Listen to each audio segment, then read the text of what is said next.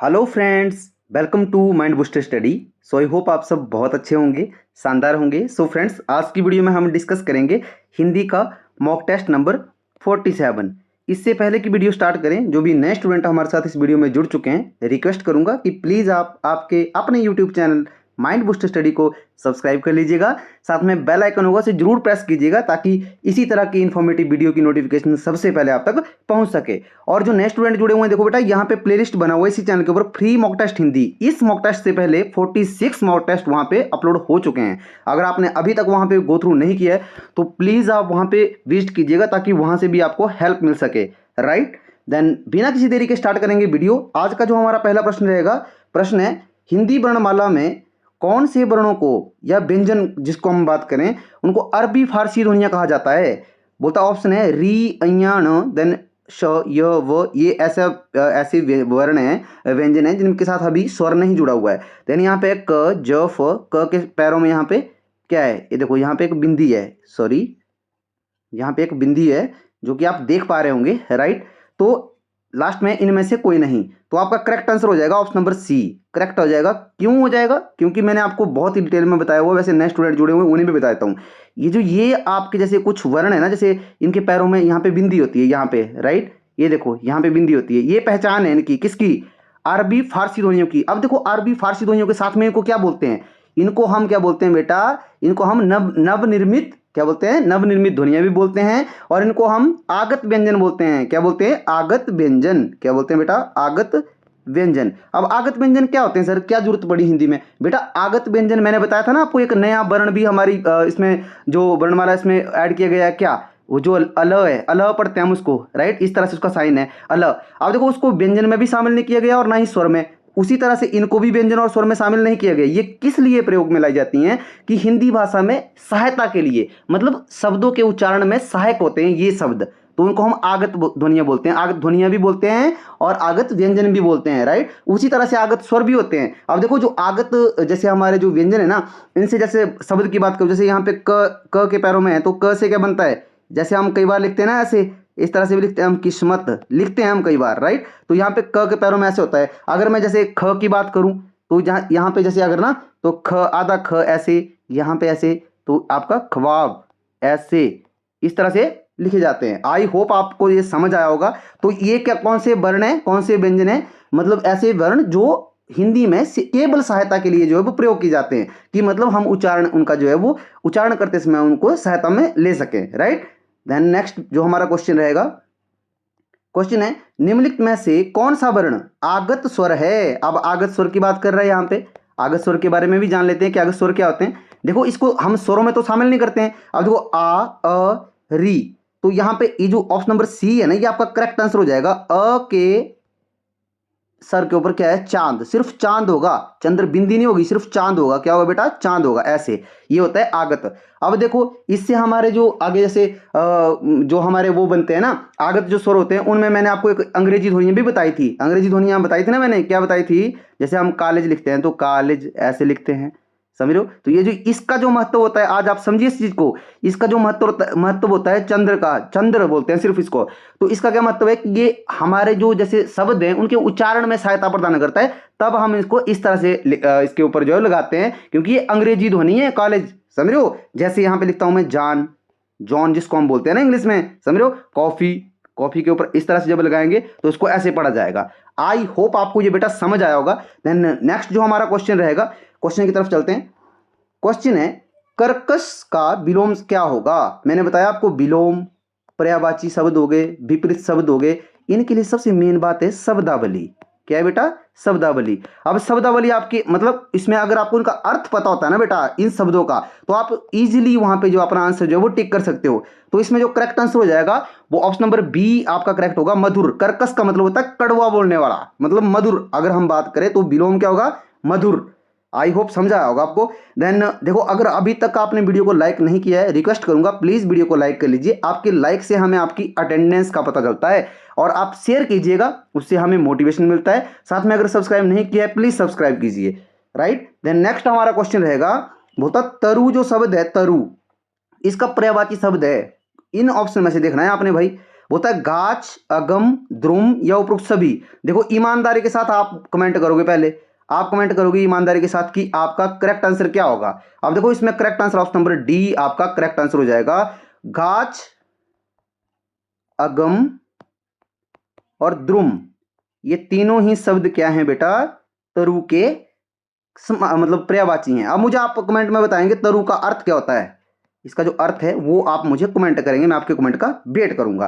Then next जो हमारा question है, क्वेश्चन बोल रहा है निर्जर और त्रिदश किन शब्दों के उदाहरण हैं। एग्जाम्पल दिए गए हैं कि एकार्थी शब्द हैं, विलोम शब्द हैं, पर्यायवाची शब्द हैं, ये इनमें से कोई नहीं। तो आपका करेक्ट आंसर हो जाएगा ऑप्शन नंबर सी, पर्यायवाची शब्द हैं। क्या ये जो निर्जर और त्रिदश। अच्छा सर ये निर्जर होता क्या है और त्रिदर्श होता क्या, अर्थ क्या है इसका? बेटा ये इनका जो अर्थ है वो देवताओं से ले जाता है, देवता के पर्यायवाची शब्द हैं बेटा।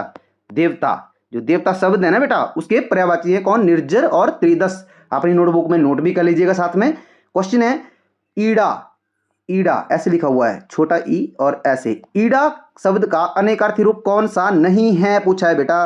वो था वाणी, गाय, नाभिक, पृथ्वी।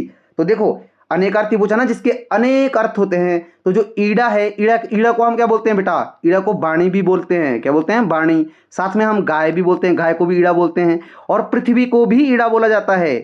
तो कौन सा ऑप्शन बच रहा है हमारे पास, नाभिक। क्या बच रहा है बेटा, नाभिक। तो नाभिक इसका करेक्ट आंसर होगा। नाभिक ईड़ा का अनेकार्थी नहीं होगा। आई होप आपको समझ आया होगा। देन नेक्स्ट हमारा क्वेश्चन है, क्वेश्चन बोल रहा है उसका मन उसे नकल करने से मनाही, मनाही अंडरलाइन किया हुआ है, मनाही करता है। बोलता है उसका मन उसे नकल करने से मनाही करता है, किंतु वह करता है जो उसकी बहुत बड़ी भूल है। वाक्य में रेखांकित पद संज्ञा का भेद है। रेखांकित पद है मनाही। क्या है बेटा, मनाही। अब जो मनाही है वो संज्ञा के किस भेद में आएगा, जातिवाचक, भाववाचक, व्यक्ति या समूहवाचक। करेक्ट आंसर हो जाएगा आपका ऑप्शन नंबर बी, भाववाचक। क्योंकि मनाही मैंने बताया था ना, मनाही प्रेम, क्रोध, ईर्ष्या, जलन, ये सारी चीजें जो है जिनको हम छू नहीं सकते हैं वो हमारी भाववाचक संज्ञा में जाती हैं। आई होप आपको ये समझ आया होगा। देन नेक्स्ट जो आपका क्वेश्चन रहेगा, क्वेश्चन है वह मेज बहुत पुराना है। वाक्य में रेखांकित पद कौन सा सर्वनाम है। सर्वनाम की पहचान करनी है। बोलता निजवाचक है, पुरुषवाचक है, निश्चयवाचक है, इनमें से कोई नहीं। अब मैंने आपको एक बहुत ही प्यारी चीज बताई थी कि पुरुषवाचक और निश्चयवाचक में डिफरेंस करने के लिए, क्योंकि पुरुषवाचक में भी अन्य पुरुष की अगर मैं बात करूं, अन्य की, तो वहां पे भी वह और यह आते हैं। हाँ जी सर, बताया था आपने। निश्चयवाचक में तो आते हैं जी वह और यह। अब यहाँ पे सर हम कैसे पहचाने, देखो जो नए स्टूडेंट जुड़े हुए ना, बहुत ही ध्यान से देखिएगा बेटा, आपको आज सारी चीजें जो है वो क्लियर होने वाली हैं। और जो पहले से जुड़े हुए हैं तो शायद पता ही है, वो रिवीजन करेंगे साथ में। देखिए मैंने बताया था यहाँ पे जो आपकी जो जैसे वाक्य है वो बोल रहा है कि वाक्य वह मेज बहुत पुराना है। अब देखो वह के बाद आपने देखना है, वह के बाद यहाँ पे क्या आ रहा है, यहाँ पे मेज संज्ञा आ रही है। यहाँ पे क्या आ रही है बेटा, संज्ञा। तो जैसे मैंने बताया था कि वह के बाद, वह या यह के बाद अगर कोई संज्ञा आती है तो वो निश्चयवाचक में जाता है। किस में जाता है, निश्चयवाचक में। करेक्ट आंसर हो जाएगा निश्चयवाचक। अच्छा सर फिर लगे हाथ आप पुरुषवाचक का भी बता ही दीजिए। मैंने कहा बिल्कुल बताएंगे। पुरुषवाचक का है, जैसे मान लो मैं यहां पे लिखता हूं वह अभी मेले से लौटा, मेले से लौटा। तो देखो जो वह है यहां पे, वह क्या कर रहा है, यहां पे वह किसका बोध करवा रहा है, वह यहां पे किसी प्राणी का बोध करवा रहा है कि मेले से लौटा है, कोई प्राणी ही होगा ना बेटा। बहुत ध्यान से सुनिएगा, जो वह है किसका बोध करवा रहा है, यहां पे एक प्राणी का बोध करवा रहा है। जब प्राणी का बोध करवाएगा तब वो पुरुषवाचक में जाएगा।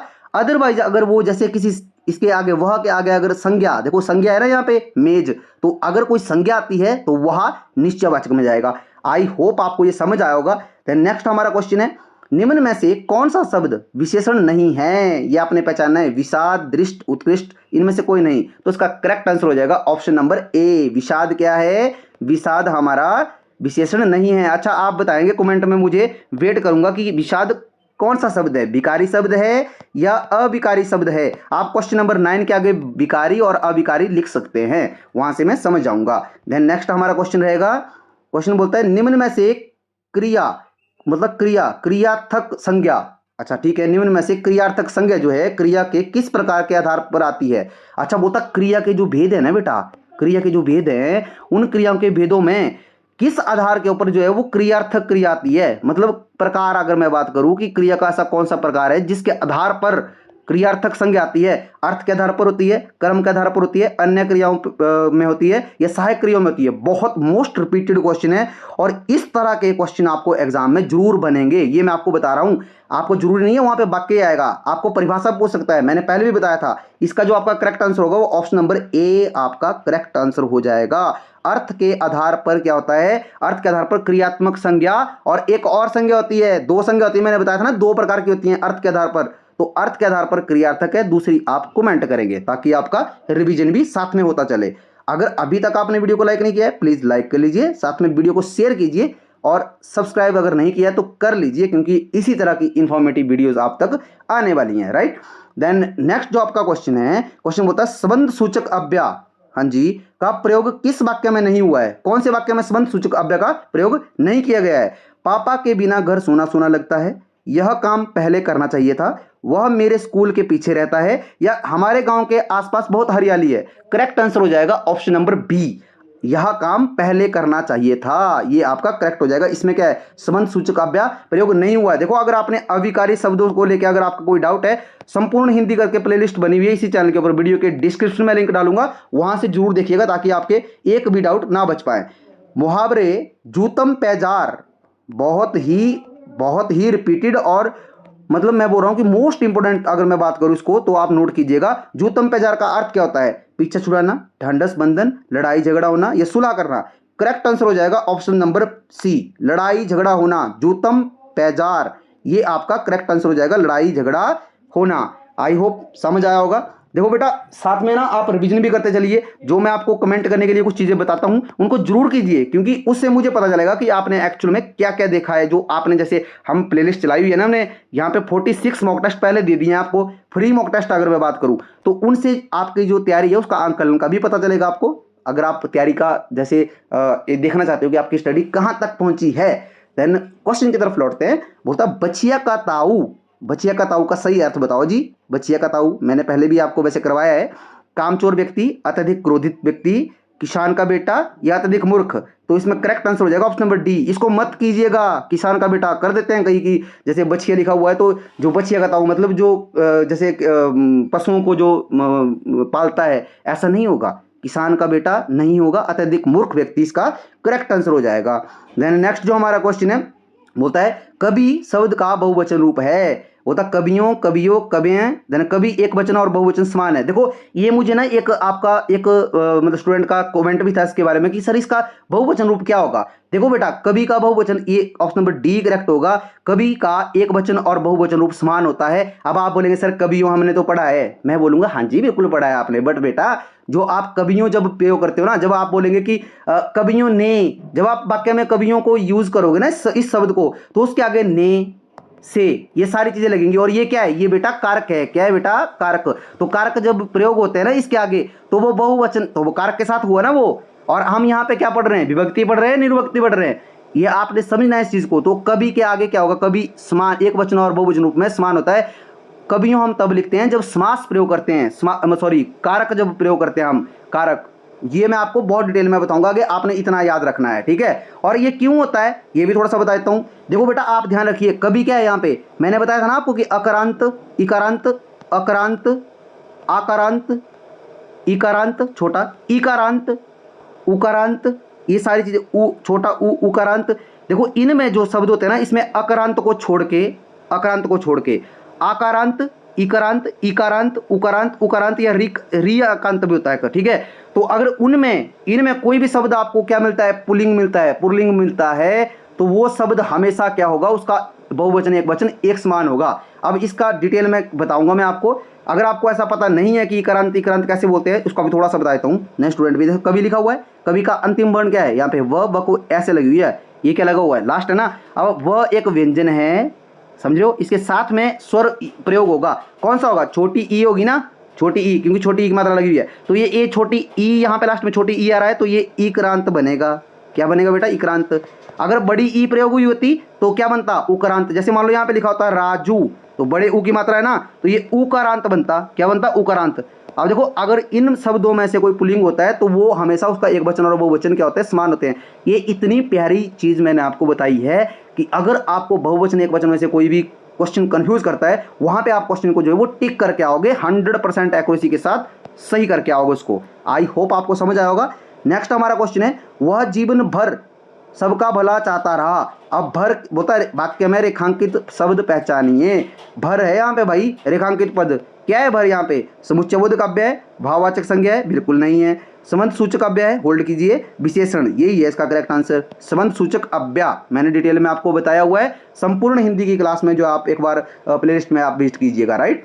देन क्वेश्चन है, तुम वही हो जिसे अपशब्द प्रयोग किए थे। जिसने यहाँ पे होगा, जिसने, क्या होगा यहाँ पे? तुम वही हो जिसने अपशब्द प्रयोग किए थे। वाक्य में तुम पद है, अविकारी शब्द है, संज्ञा है, पुरुषवाचक सर्वनाम है या सार्वनामिक विशेषण है? क्या है बेटा यहाँ पे? तुम, पुरुषवाचक सर्वनाम। क्यों है? मैंने बताया था ना कि तू, आप, तुम, समझ रहे हो? ये कहाँ पे जाते हैं? ये आपके पुरुषवाचक सर्वनाम में मध्यम पुरुष की अगर मैं बात करूँ बेटा, ये भी बता देता हूँ आपको। आई होप समझ आया होगा। नेक्स्ट हमारा क्वेश्चन रहेगा, कौन सा वर्ण मानक वर्ण नहीं है? ये होमवर्क के लिए क्वेश्चन है आपको, ये आप मुझे होमवर्क में बताओगे। Question number 17, right. Then next हमारा क्वेश्चन रहेगा, निम्न में से संयुक्त क्रिया का प्रकार है? इस तरह से मोस्ट रिपीटेड क्वेश्चन है, और ये जो टाइप है ना बेटा एग्जामिनर का फेवरेट है। इस तरह से आपको क्वेश्चन पूछता है वहाँ पे कि भाई संयुक्त क्रिया प्रेरणार्थक क्रिया के उसमें आएगी या एकार्थक बोधक, मतलब संयुक्त क्रिया में प्रेरणार्थक क्रिया आती हैं, एकार्थक बोधक क्रिया आएगी या द्विकर्मक होंगी या कर्मक होंगी? क्या होगा correct answer? Option number B आपका करेक्ट हो जाएगा, एकार्थक बोधक। मैंने जो क्रिया की आपको क्लास दी है ना, उसमें मैंने बहुत सारी चीज़ें आपको डिटेल में मैंने स्टडी करवाई हुई हैं, वहाँ पे जाके एक बार विजिट कर लीजिएगा। माइंड बूस्ट स्टडी इसी चैनल के ऊपर आप जो है वो प्लेलिस्ट में जाइएगा, वहाँ पे संपूर्ण हिंदी करके एक प्लेलिस्ट बना हुआ है। देन यहाँ पे है क्वेश्चन हमारा, उसे मृत्युदंड की सजा मिली। वाक्य में अशुद्धि है। अच्छा, इस तरह से भी क्वेश्चन पूछ सकता है भाई, वो अशुद्धि की अगर मैं बात करूँ पूछ सकता है। तो आप देखिए, विदेशी शब्द सजा का प्रयोग हुआ है या दंड और सजा समानार्थी शब्दों का प्रयोग हुआ है, अंग्रेजी शब्दों का प्रयोग हुआ है या कोई अशुद्धि नहीं है? तो यहाँ पे correct answer option number B हो जाएगा। देखो, उसे मृत्युदंड की सजा मिली, तो यहाँ पे क्या है? दंड और सजा दोनों ही, दंड और सजा दोनों ही क्या है? ये समानार्थी है, तो समानार्थी प्रयोग नहीं होंगे ना। इंग्लिश में भी आपने कई बार देखा होगा कि एक जैसे जो शब्द होते हैं ना, उनको हम प्रयोग नहीं करते हैं, तो वो गलत हो जाता है, वहाँ पे एरर आता है। इंग्लिश में हम एरर बोलते हैं और यहाँ पे हम अशुद्धि बोलते हैं। तो यहाँ पे करेक्ट आंसर क्या हो जाएगा बच्चे? ऑप्शन नंबर बी आपका करेक्ट आंसर हो जाएगा। देखो, मैं आशा करता हूँ आपको ये समझ आ रहा होगा और साथ में आप रिवीजन भी कर रहे होंगे, राइट। नेक्स्ट जो हमारा क्वेश्चन है आज की वीडियो का लास्ट क्वेश्चन है, लास्ट बट नॉट लीस्ट, क्या एकाकी व्यापार एकार्थक शब्द है? मैंने बताया था ना एकार्थक शब्द के बारे में। एकार्थी जो शब्द है, एक बहुत ही डिटेल में मैंने वीडियो दी है, इवन मैंने एक टॉप 100 हमारी एक प्लेलिस्ट बनी हुई है इसी चैनल के ऊपर, वहाँ पे भी एकार्थी शब्द बहुत सारे बच्चों ने लाइक किया, उसको बहुत सारा आपका सपोर्ट मिला है हमें, उसके लिए थैंक्स करूँगा। वहाँ पे नए स्टूडेंट प्लीज़ विजिट कीजिएगा जिन्होंने अभी विजिट नहीं किया है। तो आप बताइए जरा कि एकार्थी शब्द जो एकाकी व्यापार है वो एकार्थिक शब्द है? नहीं, हाँ, हर जगह नहीं, या इनमें से कोई नहीं? Correct answer option number B हो जाएगा। हाँ बिल्कुल, एकार्थी शब्द क्या है? एकाकी व्यापार क्या है? ये एकार्थी शब्द है। क्यों? एकाकी व्यापार का क्या मतलब होता है? एकाकी व्यापार का मतलब होता है जिसमें जिस व्यापार का जो स्वामी होता है वो एक ही स्वामी होता है। तो हम जो पार्टनरशिप, एक पार्टनरशिप होती है, उसको हम बोलते हैं साझेदारी। तो साझेदारी को हम एकाकी व्यापार बोल पाएंगे? कभी नहीं बोल पाएंगे। एक कंपनी को हम एकाकी व्यापार बोल पाएंगे? कभी नहीं बोल पाएंगे। तो इसका सही आंसर क्या हो जाएगा? हाँ, एकाकी व्यापार हमेशा एकार्थक शब्द में, क्योंकि एकाकी व्यापार को एकाकी व्यापार से ही जाना जाता है। आई होप आपको ये वीडियो पसंद आया होगा। देखो, वीडियो आपको कैसा लगा है प्लीज़ कमेंट में हमें जरूर बताइएगा। अगर अभी तक आपने वीडियो को लाइक नहीं किया है प्लीज़ लाइक कर लीजिए, साथ में शेयर कीजिएगा अपने फ्रेंड, कलीग, जो भी आपके जैसे कुछ ऐसे मित्र होते हैं जो तैयारी कर रहे थे, ताकि उनको भी हेल्प मिल सके। सब्सक्राइब जरूर कीजिएगा, बेल आइकन जरूर प्रेस कीजिएगा, ताकि इसी तरह की इंफॉर्मेटिव वीडियोज़ जो है वो आप तक पहुँच सके। तो आज की वीडियो में इतना ही, मिलते हैं नेक्स्ट वीडियो में, तब तक आप अपना ध्यान रखिए। जय हिंद, जय हिमाचल, थैंक यू।